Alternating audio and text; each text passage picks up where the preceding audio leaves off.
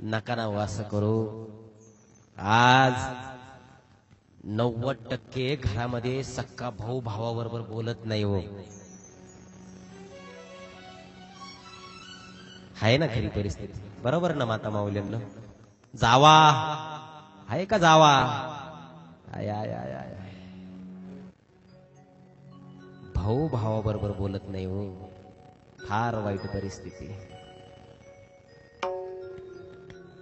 का बरं विसरतात हो तुम्ही? एकाच आईचं रक्त या धमण्यांमध्ये सळसळत ना।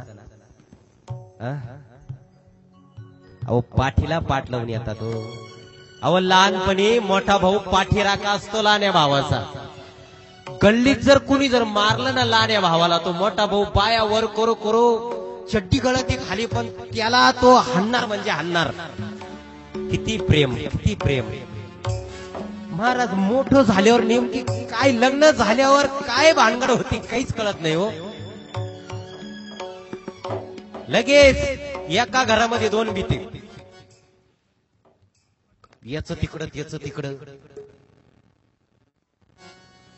फ्रीज वरून भांडणं, लाटणं पोळपाट एकाकडे तर लाटणं एकाकडे, म्हातारी एकाकडे तर म्हातारा एकाकडे। म्हातारपणात अहो ते म्हातारीला भाकर वेळेवर नाही तुमच्या भांडणापायी। नका ना असं करू। बघा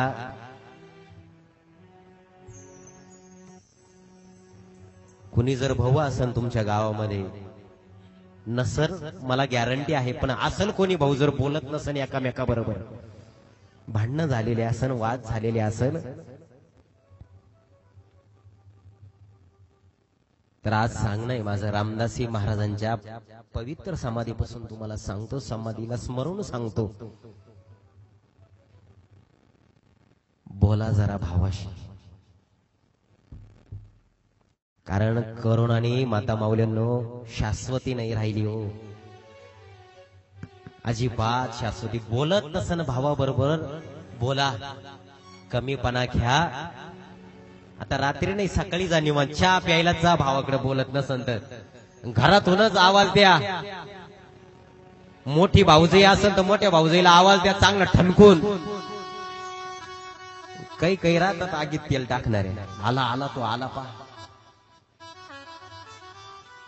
जाऊ द्या। आसन भाऊजाई भांडखोर, पण भावाकडे पहा जरा। अहो पाठीला पाठ लावून आलाय हो तो तुमच्या, बोला जरा, बोलून घ्या, बोलून घ्या। नका नाही राजा